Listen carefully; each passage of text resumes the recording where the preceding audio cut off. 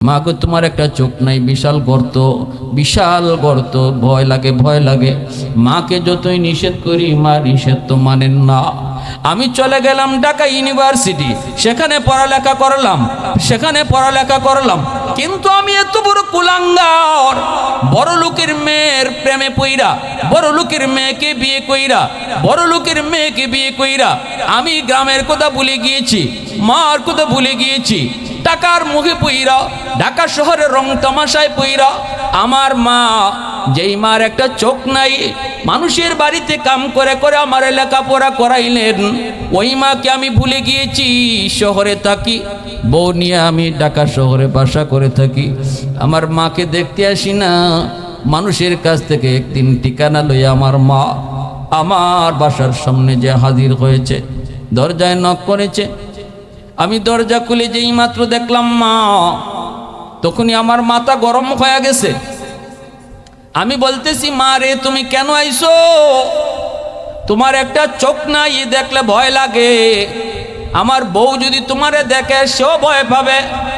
কেন এসেছো? স্কুল জীবনেও আমার কথা শুনো নাই, কলেজ জীবনেও শুনো নাই, আজ তুমি আমার দাম্পত্য জীবনটাও বুঝি সুখে করতে দিবা না। কেন তুমি এই সই কথা কয়ে যখন মারে ধমক শুরু করেছি, আল্লাহর আরশটা কাঁপা শুরু হয়ে গেছে রে যুবক। মা দরজার বাহির দাঁড়ায় কান্দে আর কয়, বাজান রে আমি ভিক্ষা নিতে আসি নাই রে বাজান, আমি এক নজর তোমার চেহারাটা দেখতে আইছি। আমি যেই ছেলের চেহারার দিকে তাকাইয়া জীবন যৌবন সব শেষ করেছি, মা সারছি, ভাই সারছি, সব সারছি, আমার যেই সন্তানের চেহারার দিকে তাকাইয়া আজকে মরণের আগে আমার ওই সন্তানটারে এক নজর দেখতে আইছি রে বাজান। আমি ঘরে ঢুকবো না, তোর বাসায় আমারে ঢুকাইস না, তোর বোর সামনে আমারে নেস না, আমি এখান থেকেই চলে যাচ্ছি, তোরা সুখে থাক। এই বইলাম মা চুকির পানিটা ফালায়া যখন বাড়ির থেকে রওনা দিয়ে দিছে। বাইরে বলা করে শুনে রাখো, বাপ মা কষ্ট পায় যদি সন্তান রে বদদুয়া দেয়, বদদুয়া কিন্তু আল্লাহর দরবারে সরাসরি কবুল হয়ে যায়। আর বাপ মা খুশি হয়ে যদি সন্তানকে দোয়া দেয়, এই দোয়াটাও সরাসরি কবুল হয়ে যায়। সালাসাতুন দাওয়াতুম মুস্তাজাবাতুন লা শাক্কা ফীহ, দাওয়াতুল মাজলুম ওয়া দাওয়াতুল মুসাফির ওয়া দাওয়াতুল ওয়ালিদি আলা ওয়ালাদিহি। তিন ব্যক্তির দোয়া এবং বদদুয়া দুটোটা আল্লাহর কাছে কবুল।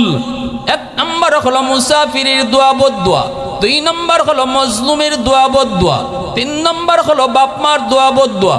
ওই অবস্থায় মা কিন্তু বদদুয়া দেয় নাই, মা শুধু বলেছে, বাজান আলেম ওলামার মুখে শুনেছি সন্তানরে যদি বাপ মায় বদদুয়া দেয়, এই বদদুয়া বুঝি সরাসরি আল্লাহর দরবারে কবুল হয়ে যায়। আমি তোরে বদদুয়া দিলাম না, তবে আল্লাহকে বললাম আল্লাহ যেন তোরে বুঝটা ফিরে দে। বাজান রে জানি না আর কোন দিন কয়দিন দুনিয়ায় থাকবো, শেষ ইচ্ছাটা ছিল তোরে এক নজর দেখবো। বাজান আমার ইচ্ছাটা শেষ, এখন আমি আল্লাহরে কইমু আল্লাহ যেন আমাকে তাড়াতাড়ি দুনিয়া থেকে উঠায় নিয়ে যায়। কিছুদিন পরে ছেলে ওই গ্রামের পাশের গ্রামে তার একটা অনুষ্ঠান, ওই অনুষ্ঠানে যুবক হাজির হয়েছে। অনুষ্ঠান শেষ হওয়ার পর ওই যুবক বলতেছে, আমার মন চাইল পাশের গ্রামটাই তো আমার নিজের গ্রাম, মারে তো ঘরে ঢুকতে দেই নাই, কষ্ট পায় মা চলে এসেছিল গ্রামে, যাই একটু দেখি। পাশে যখন আইসি মারে একটু দেখা যাই, এই কইয়া যুবক নিজে গ্রামে বাড়িতে আসছে। আইসা যখন ডাক দিছে মা কইয়া, কিন্তু দেখি দরজা বন্ধ, কেউ দরজা খুলে না, দরজা বন্ধ, কেউ দরজা খুলে না। আবার মা কয়ে ডাক দে, না না কেউ দরজা খুলে না রে। কিছুক্ষণ পরে একজন মেয়ে দরজা খুলছে, খোলা মাত্রই যুবক বলতেছে, আমার আম্মা কই? মহিলাটাই কয়ে, আপনি বুঝি এই বাড়ির সাহেব? বলে হ। কই আমার মা? এই মেয়েটাই কয়ে, ইনি আমার ফুফু, আমি তার বাতিজি। আজকে এক সপ্তাহ যাবত আমার ফুফু বিছানায়, খেদমত করার কেউ নাই। এক সপ্তাহ যাবত আমি আমার ফুফুর পাশে বইসা বইসা কখন পানি লাগবে, কখন ওষুধ লাগবে আমি খাওয়াইছি। শুধু আমারে কইছে, মারে একটু মরণের সময় সন্তানটারে দেখাইবিনি তোরা? খুব আফসোস করেছিল ফুফু মৃত্যুর সময় আপনার এক নজর দেখতো, কিন্তু না, আমার ফুফু দেখে যেতে পারে নাই। যাবার সময় আমার কাছে একটা চিঠি দিয়ে গেছে, আর বলছে কোনোদিন যদি আমার সন্তান আমারে খুঁজে গ্রামে আসে, তোমরা এই চিঠিটা আমার সন্তানের হাতে দিও। এই যে নেন আপনার মায়ের হাতের চিঠি। যুবক, চিঠিটা খুইলা দেখে মায় লেখছে, বাজান জানি না কোন দিন মায়ের খুঁজে তুমি গ্রামে আইবা, জানি না রে বাজান কোন দিন আইবা, ওই দিন আমি মা দুনিয়াতে থাকবো কি থাকবো না। তবে শোনো, জীবদ্দশায় মার একটা চোখ ছিল না, এজন্য তুমি মারে ভয় পাইতা, ঘৃণা করতা, নিন্দা করতা, কিন্তু কোনোদিন মারে জিগাও নাই মাগো তোমার এই চোখটা গেল কোথায়, একদিনও তুমি জিগাও নাই। আমি ইচ্ছা করে তোমার কই নাই রে বাজান। আজকে মরণের আগে মা চিঠির মাধ্যমে বইলা গেলাম, শিশুকালে তোমার টাইফয়েড জ্বর হয়েছিল, ডাক্তারের কাছে নিয়ে গেছি, ডাক্তার কই তোমার একটা চোখ নষ্ট হয়ে গেছে। সেদিন আমি বলেছিলাম, ডাক্তার আমি মার চোখটা নিয়ে আমার সন্তানদের দিয়া দাও, আমি মার চোখ লাগবে না, আমার সন্তানের চোখের প্রয়োজন। ওই যে চোখটা মার নাই, এই চোখটাই তোমারকে লাগানো।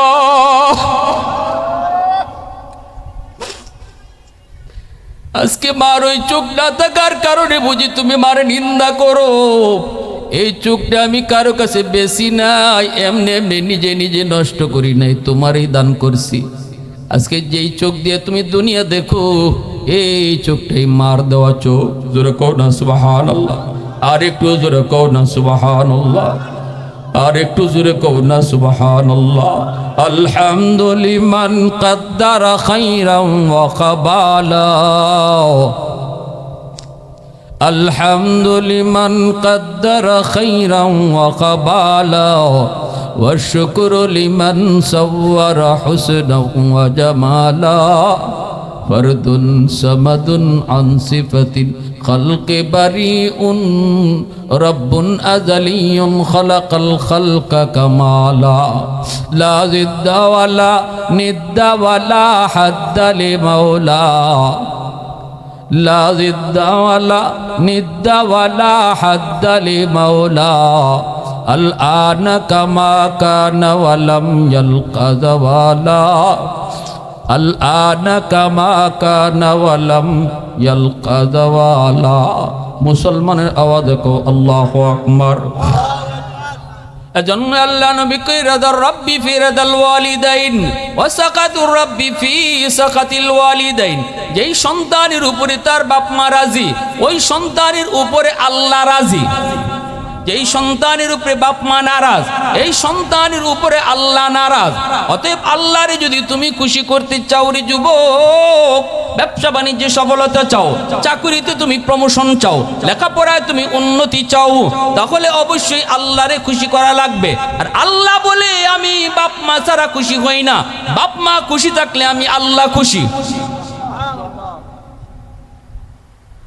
একজন মানুষ পাক্কা নামাজ পড়ে, প্রতি বছর হজ করে, কিন্তু মারে কষ্ট দেয়, বাবারে কষ্ট দেয়, মারে বাদ দেয় না, বাবারে বাদ দেয় না। প্রতি বছর হজে যায়, উমরা যায়, নামাজ পড়ে পড়ে কপালে কর ফালাইয়া দিছে, মারে বাদ দেয় না, বাবারে বাদ দেয় না।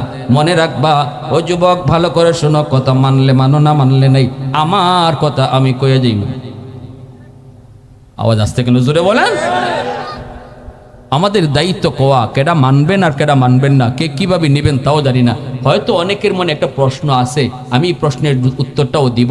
হয়তো অনেকেই মনে এই প্রশ্নটা নিয়ে বসা, হুজুর মা বাবা যদি আমার সাথে জুলুম করে, আমার বাপ মা যদি আমারে কষ্ট দেয়, আমার বাপ মা যদি আমারে ঠকায়, তাহলেও কি আমি বাপ মার সাথে ভালো আচরণ করব? অবশ্যই এই প্রশ্নটা কারো কারো আছে। আমারে যেহেতু অনেকেই ফোন দেয়, আমি তাদেরকে প্রশ্নের জবাবটাও শোনাবো। জবাবটা আমার না, জবাবটা আল্লাহর নবীর দেওয়া, ওই জবাবটাও আপনাদেরকে শোনাবো। মনোযোগ আছে তো ইনশাআল্লাহ? আওয়াজ দিয়ে বলেন আছে তো ইনশাআল্লাহ? ভালো করে শুনেন।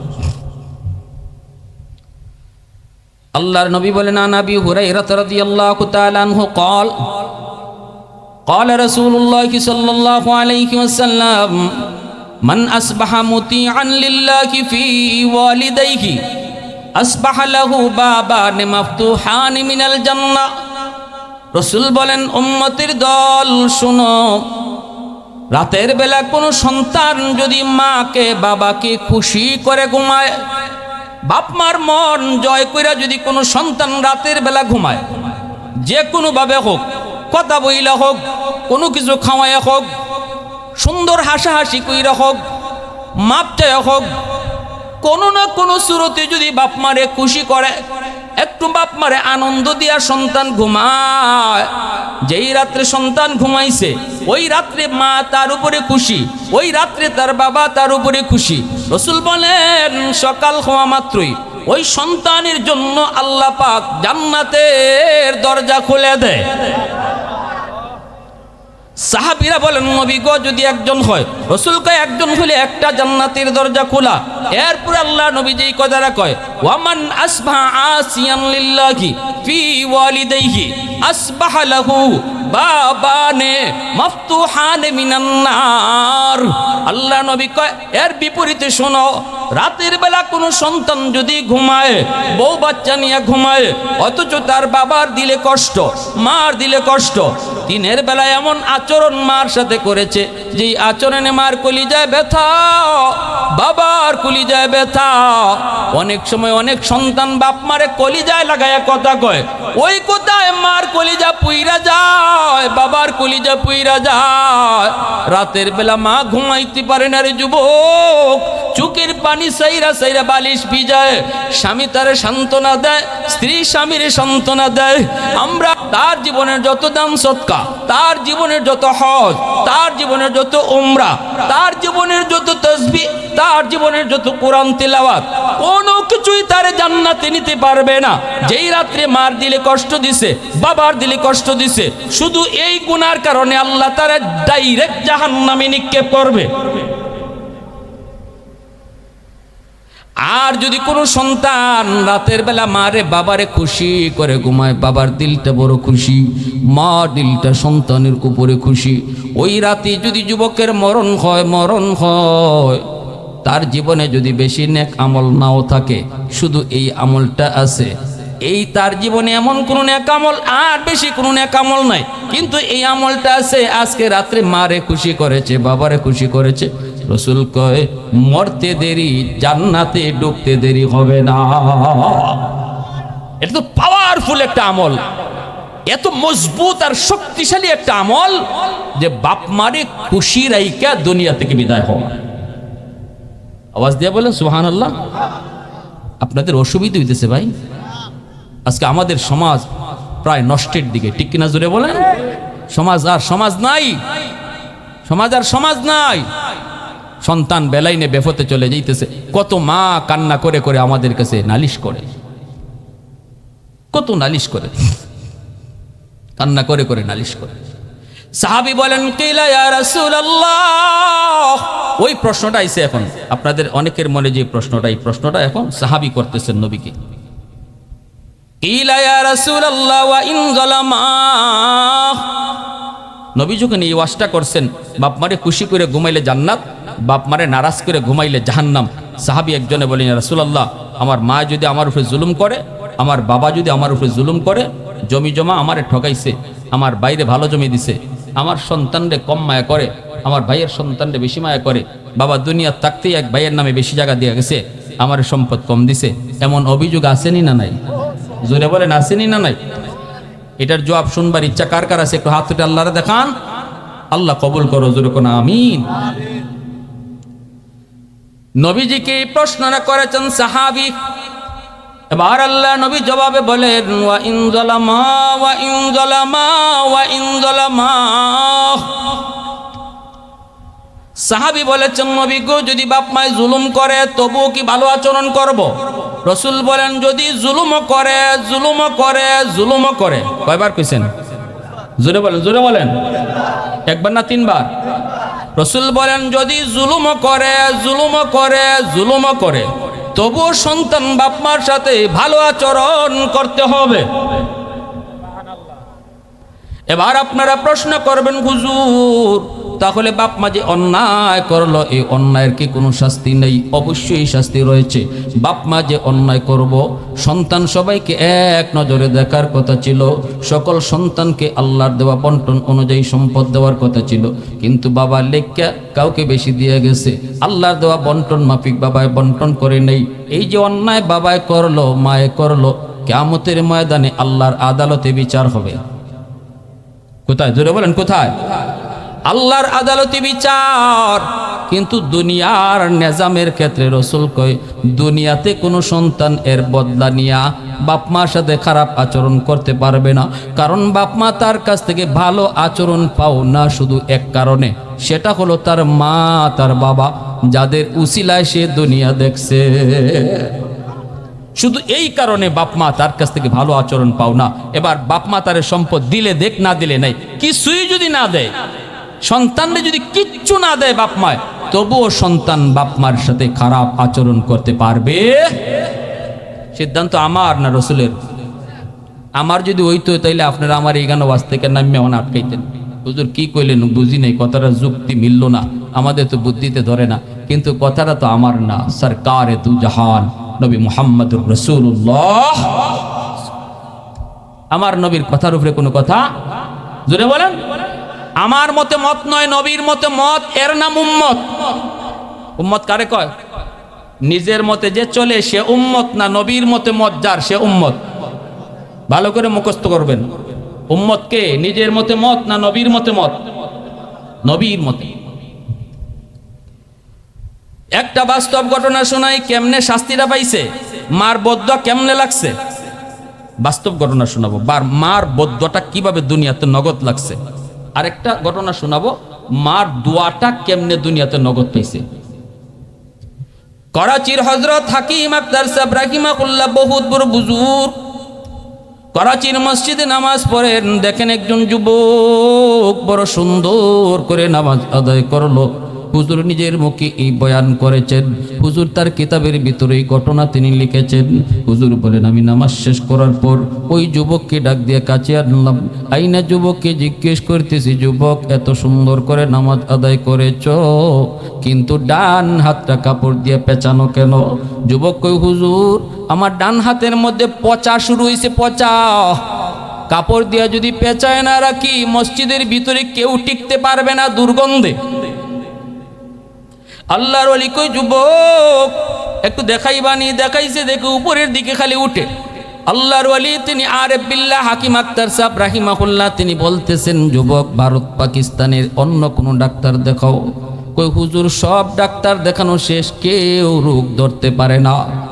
আল্লাহর ওলি কই, তাহলে অন্য দেশের ডাক্তার দেখাও, আমি তোমাকে সাহায্য করব।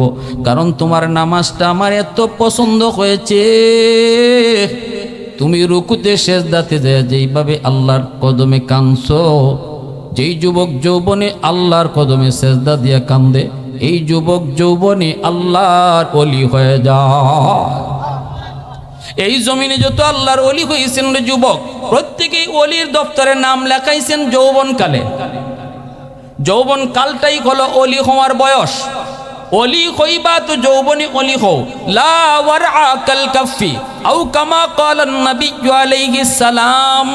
বুড়া বয়সে একজন মানুষ আল্লাহর সেজদা দেয়, হাজারো বৃদ্ধ মানুষের সেজদা যদি এক পাল্লায় রেখে দেওয়া হয়, আর একজন যুবকের সেজদা এক পাল্লায় রাখা হয়, ওই যুবকের সেজদার পাল্লা ভারী হয়ে যাবে। কারণ যুবক যৌবনে তারে চায় গুনাহ করতে, যৌবন তারে ডাকে গানের আয়োজনে, যৌবন তারে ডাকে যাত্রার প্যান্ডেলে, যৌবন তারে ডাকে গাঞ্জা খাইতে, যৌবন তারে ডাকে ইয়াবা খাইতে, যৌবন তারে ডাকে চুরি করতে, যৌবন তারে ডাকে ডাকাতি করতে, যৌবন তারে ডাকে মারামারি করতে, যৌবন তারে অন্যায় কাজের দিকে নিতে চায়, জিনা বিবিচারের দিকে নিতে চায়। কিন্তু যেই যুবক তার ওই পাগলা ঘোড়ারে চালায় না, লাগাম টান দিয়া ধরে, ঘোড়া চলতে দেয় না, যেদিকে মন চায় এইদিকে যায় না, না তার অন্তরে আল্লাহর ভয়, আল্লাহর ভয় যে যুবকের কলি যায়, দুনিয়ার নাপাক প্রেম অন্তরের মধ্যে জন্ম দেয় না, অন্তরের ভিতরে জন্ম দেয় না। কারণ আল্লাহ পাক মানুষকে বড় আদর করে বানাইছে। আসমান আল্লাহ বানাইছেন কুন ফায়াকুন বইলা, জমিন আল্লাহ বানাইছেন কুন ফায়াকুন বইলা, ফেরেশতা আল্লাহ বানাইছেন কুন ফায়াকুন বইলা। কিন্তু আমারে আপনার আপনারে আল্লাহ পাক কুন ফায়াকুন বলে বানায় নাই, আমারে আপনারে যখন আল্লাহ বানাইছে, আল্লাহ বলতেছে খলাকতু বিয়াদাইয়া, আমি আল্লাহ আমার নিজের হাত দিয়া বান্দা বান্দিরে বানাইছি। ওই যুবক যখন আল্লাহর মহব্বত কলিজায় লইয়া মসজিদে গিয়া সেজদা দেয়, তখনই আল্লাহ পাক রব্বুল আলামিন কয় তার কলিজার ভিতরে যখন আমি দেখি আমার মহব্বত, ওই যুবককে আমি অলির দফতরে নাম লেখাই। শুধু তা না, বরং যুবকের উসিলায় আমি আল্লাহ জমিন টিকায় রাখি। এই জমিন আমি টিকায় রাখি ওই যুবকগুলির উসিলায়। সমাজে কিছু যুবক আছে, যেই যুবক যৌবনেও ফাগলামি করে না, আমি আল্লাহরে ডরায় চলে।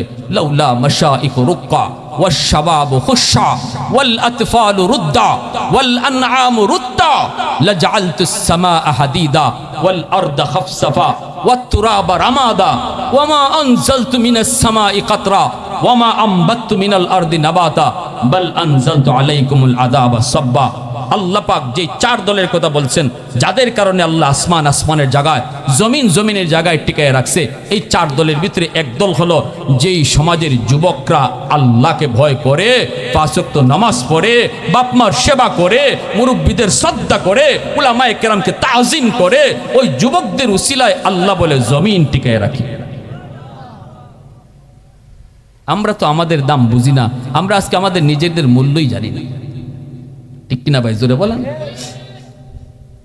এবার যুবক বলতেছে হুজুর, এ বড় দুঃখজনক ঘটনা, ডাক্তাররা আমার রোগ ধরতে পারে নাই, কিন্তু আমি আমার রোগ ধরে ফেলেছি হুজুর, কোনো ডাক্তারে হবে না। হুজুর বলতেছে কি তোমার রোগ একটু কও। যুবক কান্না শুরু করে দিয়েছে, চোখের পানি ঝরায় ঝরায় কান্দে আর কই হুজুর আমার রোগ হলো আসমানে, চিকিৎসা চলছে জমিন। আগুন লাগছে শেরপুর, পানি দেয় ফরিদপুর, জীবনে কোনোদিন যেমন ভাবে আগুন নিববে না। আমার চিকিৎসা জমিনে চলছে, রোগ আমার আসমানে, কোনোদিন রোগ ভালো হবে না। আমার মার একমাত্র সন্তান আমি, মা বারবার কইছে বাবা বড় লোকের মেয়ে বিয়ে করিস না, জন্মের পরই বাবা হারাইছি। মা কষ্ট করে করে লেখাপড়া করাইছেন, কিন্তু বড় লোকের মেয়ে বিয়ে করে আনার পর আমি দেখেছি আমার মার সাথে আমার বিবির বনিবনা হয় না, অথচ মা বারবার কইছে বাজানরি ধনীর মেয়ে বিয়ে করবি না। এজন্য বলি যুবক, সুন্দর দিকে তুমি লাভ দিও না। বিয়ে শাদী একটা খেলনার বিষয় নয় যুবক, বিয়ে শাদী একটা অনেক বড় গুরুত্বপূর্ণ বিষয়। বউ শুধু তোমার বউ নয়, বউ হবে তোমার ভবিষ্যতে সন্তানের মা। অতএব এমন জায়গায় তুমি বিয়ে করো যেখানে তোমার আর তার অবস্থান সমান সমান, যেটাকে শরীয়তে বলে কুফু। আজকে তুমি চেয়ারম্যানের মেয়ের সাথে সম্পর্ক করছো বিদায় তারে বিয়ে করে ফেলবা, অথচ তুমি একজন রিক্সাওয়ালা ছেলে, অল্প দিনের ভিতরে সংসারে আগুন লাগবে। অথবা তুমি যদি শিল্পপতি হও আর মেয়েটা গরিবের হয়, মেয়েটার ব্যাপারেও তুমি চিন্তা করো, তার স্ট্যাটাস আর তোমার স্ট্যাটাস এক না, পরিবেশ এক হবে না, মিজাজ এক হবে না। এজন্য শরীয়ত কয় যে যে জায়গায় আছো এই সমানে বিয়ে করবা, যে যে স্তরে আছো এই স্তরে যাইবা, তাহলে একজন আরেকজনের মেজাজ বুঝতে সহজ হবে, ঠিক কিনা? জোরে কোন? শুধু পাইলা আর দৌড় দিলা তা না। এই ধনীর মেয়েটাকে বিয়ে করে আনার কারণে তার মাকে মা কয়া ডাকতে পারে না, মাকে মা কয় না। এইদিকে দেখা যায় যুবক অফিস থেকে আসলে পরে যুবক বলতেছে হুজুর আমি যখন অফিস থেকে বিকালবেলা বাড়িতে ফিরি, আমার বউ আমার মার বিরুদ্ধে নালিশ দেয়, কানে কানে মার বিরুদ্ধে অভিযোগ দেয়। একদিন দুই দিন তিন দিন ধমক দিছে, এরপরে বউয়ের কথায় আমিও পইরা গেছি হুজুর, কারণ আমি তো প্রেম করে ভালোবেসে বিয়ে করেছি, বউয়ের প্রতি আমি তো দুর্বল ছিলাম। আমার মা যে এত কষ্ট করে আমাকে পড়ালেখা করাইলো, আমার জন্মের পরেই যে বাবা হারাইলো, মার আদর বাবার আদর যেই মার কাছে পেয়েছি, আমি ওই মার রুমে ঢুইকা মারে বকা বকি কইরা মার গায়ে আমি হাত উঠে ফেলছি। যেই মাত্র আমি মার গায়ে হাত উঠাইছি, এমনি মায় কয় বাজান আজকে তুই তোর বউয়ের কথায় আমি মার গায়ে হাত উঠে দিলি, অথচ একবারও ভাবলি না এই হাতটা মা, শুধু মা চুমায়া চুমায়া বড় করছি, তোর এই হাতের মধ্যে পৃথিবীর আর কারো চুমা নাই। আজকে ওই হাত দিয়ে বুঝি তুই মারে মারলি, আল্লাহ যেন তোর এই হাত ফসাইয়া দেয়। নাউজুবিল্লাহ জোরে কর। একটা বদদুয়া। 2 নম্বর বদদুয়া হলো তোর জানা, তুই যেন আমার জানাজা পড়তে না পারো। যুবক কয় হুজুর, যখনই মায়ে 2টা বদদুয়া দিছে তখনই আমি টের পাইছি আমার পায়ের নিচের জমিন কাঁপে উঠছে, আল্লাহর আরশটাও কাঁপে উঠছে। যুবক রে, একটু দিলটা নরম করে কথাগুলি বুঝো, একটু বুঝো কার কলিজায় ব্যথা লাগাইয়া তুমি সুখ খুঁজতেছ। বাপ মার কলিজায় আগুন ধরে কেউ কোনোদিন সুখ পায় না রে যুবক। আল্লাহ লাইট আল্লাহ পাক আমার আপনার জীবনে লাইট লাগাইয়া দিছে। এই যে এখানে লাইট লাগানো, এই লাইট জ্বলবে না যদি পাওয়ার হাউস থেকে লাইন ওকে না করো, শুধু লাইট থাকবে, জ্বলবে না। আমার আপনার জীবনে আল্লাহ লাইট লাগাইয়া দিছে, জ্বালাইয়া দেয় নাই। আর জ্বালাইতে কইছে বাপ মা তোমার জীবনের পাওয়ার হাউস, ওখান থেকে লাইন ওকে করো, আমি তোমার বাতি জ্বালাইয়া দিব। সুবহানাল্লাহ। জিন্দেগির বাতি আমি জ্বালাইয়া দিব, ব্যবসা বাণিজ্যে উন্নতি আমি আল্লাহ বাড়াইয়া দিব, চাকুরিতে তোমার প্রমোশন করাইয়া দিব, হায়াতের ভিতরে আমি বরকত বাড়াইয়া দিব। অ্যাক্সিডেন্টে তোমার পাও ভাঙ্গা যাওয়ার কথা, বাপ মার দোয়া থাকলে আমি আল্লাহ কুদরতিভাবে হেফাজত করব। ঠাটা তোমার মাথায় পড়ার কথা, বাপ মার দোয়া থাকলে আমি আল্লাহ কাইটা দিব, দূর করব। ভাইরা বন্ধুরা, এজন্য বলতেছিলাম, ওই যুবক বলতেছি হুজুর, মা যখনই বদদুয়া দিছে, কিছুদিন পর আমি অফিস থেকে খবর পেলাম মা দুনিয়ায় নেই। জানাজা পড়ার জন্য আমি দ্রুত আসলাম, কিন্তু গ্রামে পৌঁছতে পৌঁছতে এত দেরি হয়ে গেল। অন্যদিন এত দেরি হয় না, এত রাস্তাঘাটে সমস্যা হয় না। গ্রামে পৌঁছতে পৌঁছতে বিকাল হয়ে গেছে। এলাকার মানুষ আমাকে ছাড়াই আমার মার জানাজা পড়ে ফেলছে। মানুষেরা কয় বাজান অনেকক্ষণ অপেক্ষা করেছি, আর মানুষে ধৈর্য ধরে না। আমি বলেছি বাজান তোমাদের কোনো দোষ নেই গো, এটা আমার মার বদদুয়া। আমি বুঝে গেছি মার 2টা বদদুয়ার 1টা বদদুয়া কবুল হয়ে গেছে, এখন আরেকটা বদদুয়া বাকি রয়েছে। কিছুদিন পরে আমি দেখতে পেলাম আমার ওই ডান হাত, যে হাত আমি মার গায়ে উঠেছি। এ যুবক, একটু দিলটা নরম করো। যে হাতটা আমি মার গায়ে উঠেছি, এই হাতটার মধ্যে একটা ফুরা দেখা দিছে। মনে করছি ছোট্ট ফুরা, কিন্তু এটা ফুরা না, এটাই মার বদদুয়া। পচন শুরু হয়েছে, ডাক্তার অ্যান্টিবায়োটিক, হাই অ্যান্টিবায়োটিক দিছে, কিন্তু না, ফুরা তো ভালো হয় না, পচন খালি উপরের দিকে উঠে। ডাক্তার কই যুবক, আমরা তো তোমার রোগ ধরতে পারি না, এই ঔষধে তো এটা ভালো হওয়ার কথা। আমি তখনই কেঁদে কেঁদে বলেছি ডাক্তার তোমরা আমার রোগ ভালো করতে পারবা না গো, আমার আগুন লাগছে আসমানে, পানি চলছে জমিনে। ভাইরা আমার, এজন্য বলতেছিলাম যুবক, পৃথিবীতে এমন বহু নজির আল্লাহ রাখছে যারা বাপ মারে কষ্ট দেয়, আল্লাহ দুনিয়াতে নগদ শাস্তি দেয়। নগদ একমাত্র শাস্তি আল্লাহ বাপ মারের সাথে যারা খারাপ আচরণ করে এদেরকে নগদ শাস্তি দুনিয়াতে দেয়, পরকালে তো শাস্তি আছেই। আর বাপ মারে যারা খুশি কইরা দুনিয়াতে চলবো, বাপ মার কথা মতো চলবো, বাপ মারে খুশি রাইকা চলবো, তারাও দুনিয়াতে নগদ সুফল পায়। যেমনটা পাইছেন ইমাম বুখারী, যেমনটা পাইছেন ইমাম মুসলিম, যেমনটা পাইছেন মঈনুদ্দিন চিশতি, যেমনটা পাইছেন আব্দুল কাদের জিলানী, যেমনটা পাইছেন কুতুবউদ্দিন বখতিয়ার কাকি, যেমনটা পাইছেন ওয়াসকুরুনি, যেমনটা পাইছেন বাইজিদ বুস্তামি। আল্লাহু আকবার জোরে কও। মায় কইছিল বাজান পানি খাইতাম, ছোট্ট বাবু বাইজিদ পানি আনতে আনতে দেখে মা ঘুমাই গেছে। ফজর পর্যন্ত গ্লাস নিয়ে দাঁড়ানো, মার ঘুম ভাঙছে। বাবা ডাক দিলি না?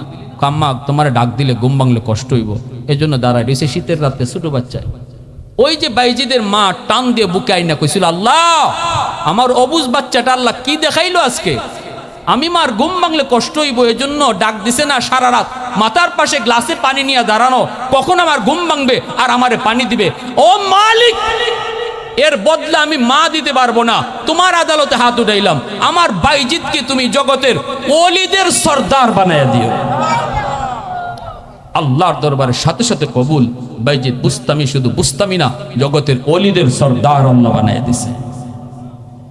যাদের বাপ মা দুনিয়া আছে, আজ রাত বাপ মারে যে খুশি করব, খুশি করে ঘুমাবো, আল্লাহ খুশি হয়। জানি না আজকের রাত কার জীবনের শেষ রাত। যদি মা বাবারে খুশি করে ঘুমাই, মাথায় একটু তেল দেও না, বাপ মারে খুশি করতে লক্ষ টাকা লাগে না, বোয়াল মাছ খাওয়াইতে হয় না, মুখ বইরে আম্মা কুয়ে ডাক দিও, মুখ বড়ে বড়ে আব্বা কইয়া ডাক দিও, দেখবা বাপমার দিল খুশি হয়ে গেছে। বাপমা সন্তানের আম্মা ডাকটা শোনার জন্য খাকা করে দিল, বাবার আব্বা ডাকটা শোনার জন্য খাকা করে। সন্তান বৃদ্ধ হলেও বাপমার কাছে কখনো বড় হয় না, ছোটই থাকে। যে সন্তান মাকে বাবাকে বেশি বেশি আব্বা আম্মা ডাকবে, এই সন্তানের উপরে বাপমা খুশি থাকে, ঠিক না? বেশি বেশি ডাকবা। আর রাতে ঘুমাইবার সময় একটু তেল লাগাই দাও না, দেখবা মা খুশি। বাবার ফায়ের তলায় একটু তেল লাগাই দাও, মশাইটা নিজে টানাই দাও, বউরে দিয়ে না। বাবার মশাইটা তুমি নিজে টানাও, আব্বা আমি মশাই টানাই দিতেছি, আম্মা মশাইটা আমি টানাই দিতেছি। সন্তানের দিলটা বা মার দিলটা খুশি হয়ে যাবে। অসুস্থ বাবার মাথার পাশে বৈশাখ কপালে হাতটা রাখো। আরে ডাক্তার পরে আনো না, আগে তুমি নিজে কপালে হাতটা দিয়ে কও না, আব্বা এখন কেমন লাগতেছে, দেখবা বাবা অর্ধেক সুস্থ হয়ে গেছে। বাপমার দিল খুশি, আল্লাহ বলে আমি আল্লাহ খুশি। আজকে রাত বাপমারে খুশি করব। আর যাদের বাপমা দুনিয়াতে নাই, যারা কবরে চলে গেছে, তাদের যে 5টা আমলের কথা কইছিলাম, আজকে 5টা আমল শেষ করার মতো কোনো সুযোগ নেই। শুধু একটা আমলের কথা কইলাম, আল্লাহ রসুল কয় তাদের জন্য বেশি বেশি দোয়া করবা। এরপরও কইলাই 2 নম্বর রসুল কয় আল ইস্তিগফারুল্লাহুমা, তাদের জন্য বেশি বেশি দান করবা। 3 নম্বরে রসুল কয় ইনফাজু আহদিহিমা মিন বাদিহিমা, তাদের কোনো ওয়াদা থাকলে ওয়াদা পূরণ করবা। 4 নম্বরে রসুল বলে সিলাতুর রহমিল্লাতি লা তুসালু ইল্লা বিহিমা, তাদের আত্মীয় স্বজনের খোঁজখবর নিবা। বাপমা নাই তো বাপমার আত্মীয় স্বজন আছে, তাদের খোঁজখবর নিবা, তাদের পাশে থাকবা, তাদেরকে সহযোগিতা করবা। তবেই বাপমা কবরে শুয়া শুয়া তোমার খেদমত পাইতে থাকবে।